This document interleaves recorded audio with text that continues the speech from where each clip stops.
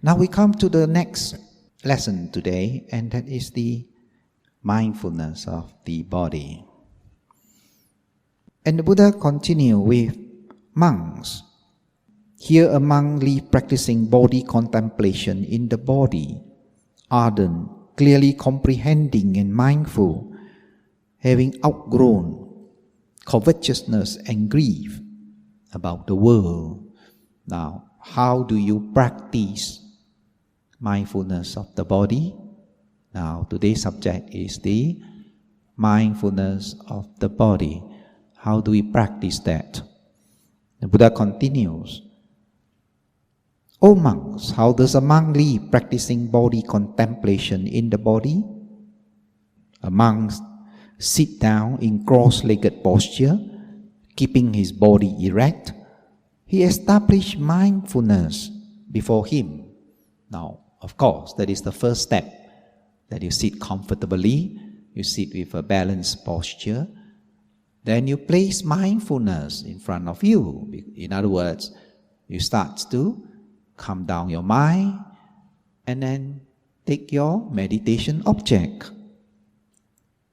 Mindfully he breathes in and out. While breathing in a long breath, he knows I'm breathing in a long breath. And breathing out a long breath, he knows I'm breathing out a long breath. Again, in the same way, while breathing in long, he knows I'm breathing in long. Breathing out long, he knows I breathe out long. Breathing in short, he knows I breathe in short. Or breathing out short, he knows I breathe out short. Thus, he lives practicing internally body contemplation in the body, or he practices external body contemplation in the body. Now, the Buddha used this anapanasati on the breath.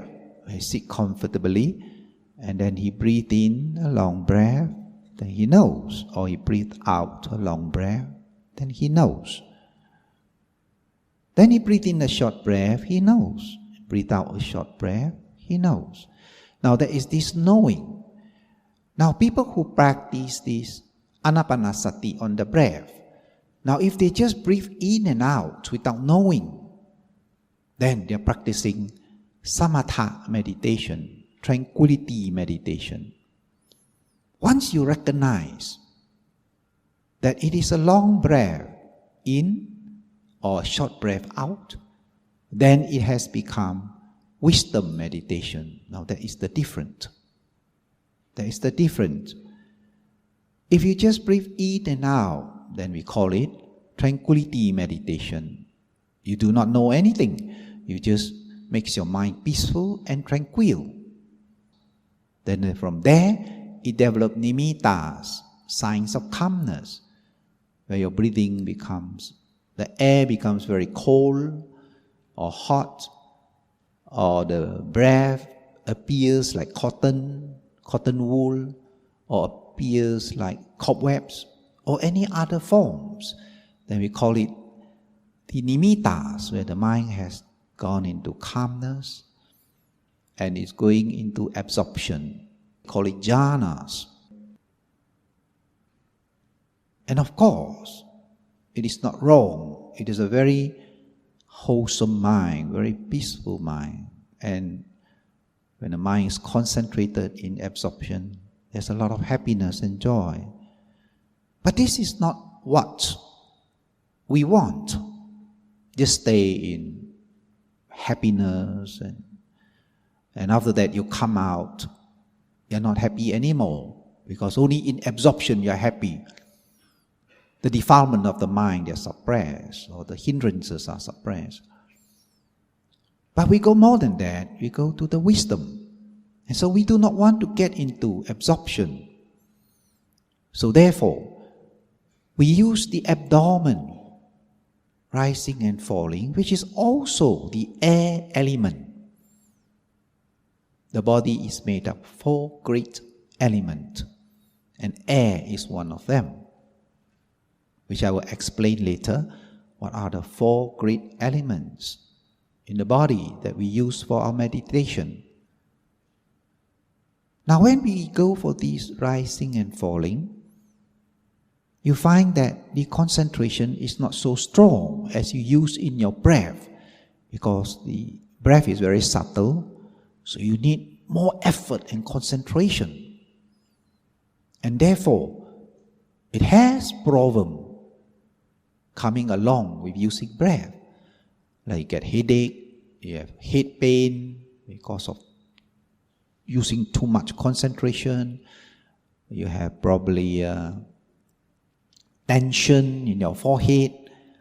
So sometimes when you do rising and falling and you feel your head, a lot of tension, a lot of hardness, then you have applied too much concentration, right? You should apply more mindfulness, not too strong concentration.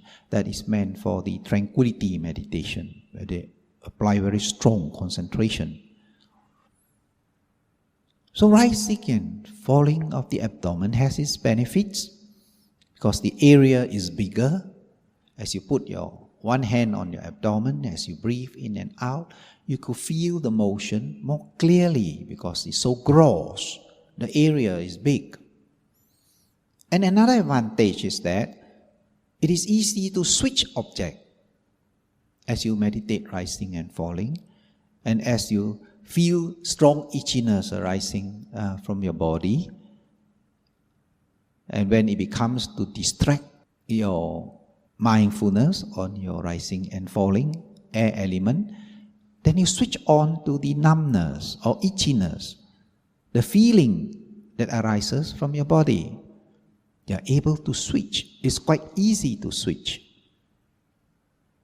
But in the concentration meditation, it is difficult to switch because the mind gets absorbed into objects. You hold on to the object. So it's hard to switch. So people who use Anapanasati must not go that far if they are going to practice wisdom meditation. They go to a certain level of calmness, then they have to switch without going too far in. Once they go too far in, they can't switch because the mind has already hold on to the object.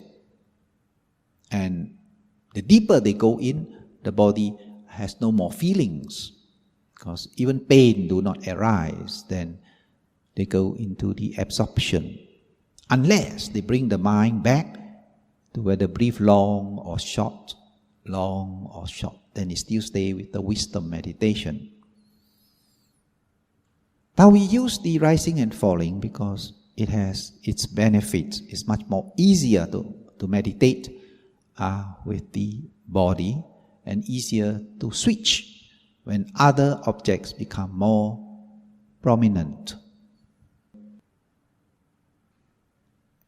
Now, what are the 4 great elements that we use for our meditation?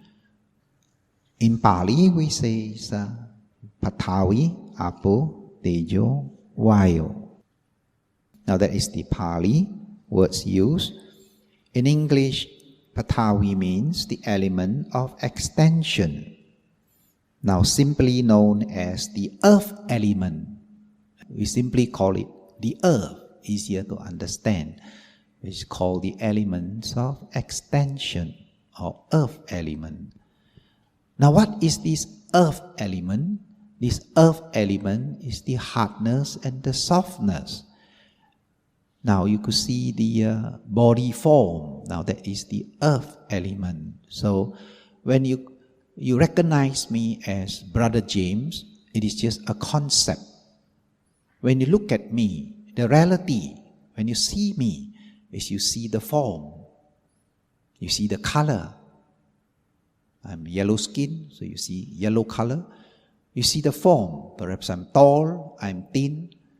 This is what you see. It's reality. But when you recognize me as Brother James, it is conceptual truth. Conceptual truth.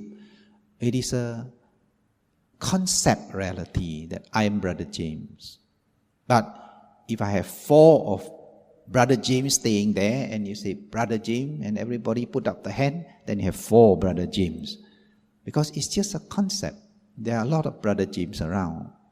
And some even think I'm a Christian because you add Buddhist term brother and James, more like Christian name, then I become a Christian father.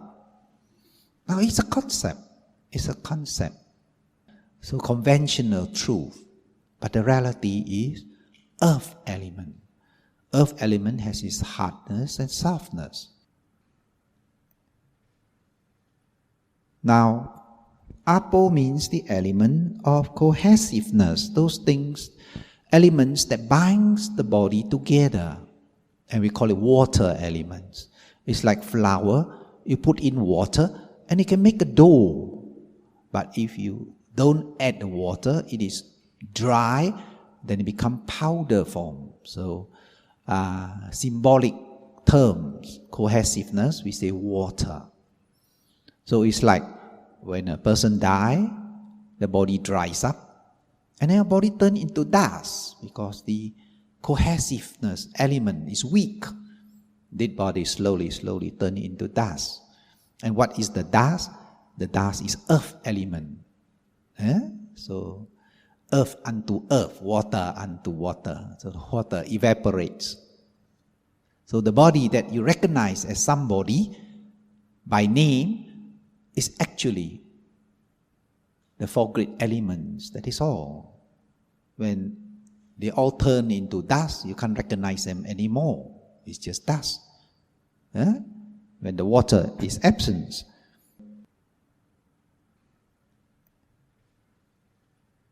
Temperature, tejo, or the elements of temperature, simply known as fire. Fire. We feel hot, we feel cold. Now these are the temperature.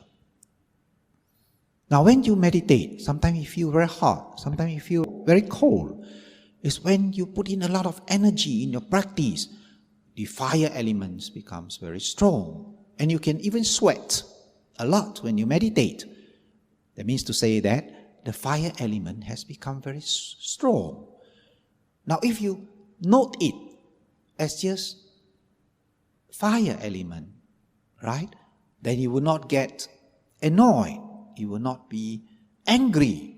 But if you take it as, oh, it's uncomfortable, I'm sweating, my body is sweating, then you get angry because you recognize it as, you don't like to sweat. It makes my body uncomfortable. But if in meditation, you were to note it as just an element, then your mind will still be very peaceful because it's just an element. It's just a manifestation of heat or cold. In the practice of mindfulness is to see things as they really are, suchness, without adding any concept or minus any concept, but just things as they really are, suchness. Truth. The truth of this body is right now is heat. I feel hot, so it's heat element. The truth is this body element is hot. That's all. And we have the last, which is the vayo, element of motion, simply known as wind element, motion. So even when we sit straight, there's this wind element that makes us sit straight. Without the wind, we'll collapse like a balloon. We put in the wind, then it blows up. So without the wind, we'll collapse. We can't sit. So it's the wind element. Our body has a lot of wind element. So when we do the rising and falling, it is merely the wind element. Right? We recognize it as wind element. And when you feel very hot, then you know the manifestation of heat element. Or when you sit for a long time, your backside becomes very hard. Then it is the earth element. In other words, watching your body, we watch the ultimate conditioned reality. They are conditioned. This body comes together because of condition. So it is called conditioned reality, but it is ultimate conditioned reality. we call a body as just a body. A body as a body, that's all, which the Buddha say. To establish mindfulness on the body as the body. It's just the body, just element. Now why do we do that?